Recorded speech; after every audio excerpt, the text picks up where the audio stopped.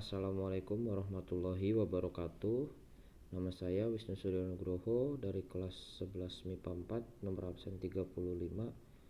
Pada video ini saya ingin menjelaskan poin-poin penting dari demokrasi liberal di Indonesia. Jadi pada demokrasi liberal di Indonesia itu terjadi 7 pergantian kabinet. Nah, kabinet yang pertama yaitu Kabinet Natsir. Masa jabatannya yaitu dari 6 September 1950 sampai dengan 20 Maret 1951. Akhir masa jabatannya itu yaitu mosi tidak percaya pada PNI. Nah, Kabinet Natsir ini memiliki prestasi terhadap Indonesia, yaitu Indonesia berhasil menjadi anggota PBB. Lalu kabinet yang kedua yaitu Kabinet Sukiman. Masa jabatannya yaitu 27 April 1951 sampai dengan 3 April 1952. Akhir masa jabatannya itu karena penandatanganan kerjasama Menteri Luar Negeri dengan Duta Besar Amerika. Selanjutnya yaitu Kabinet Wilopo. Masa jabatannya yaitu 3 April 1952 sampai dengan 3 Juli 1953. Akhir masa jabatannya yaitu peristiwa di Tanjung Morawa. Selanjutnya ada Kabinet Ali Sastrowijoyo yang ke-1.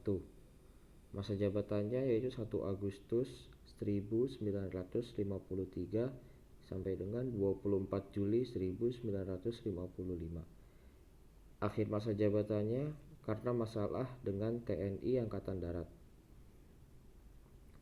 Kabinet Ali Sastrowijoyo yang pertama ini memiliki beberapa prestasi.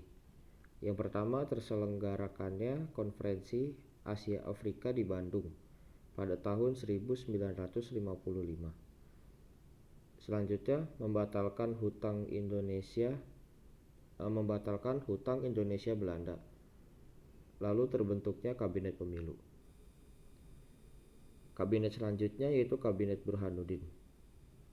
Masa jabatannya yaitu 12 Agustus 1955 sampai dengan 3 Maret 1956. Akhir masa jabatannya karena tugasnya sudah selesai.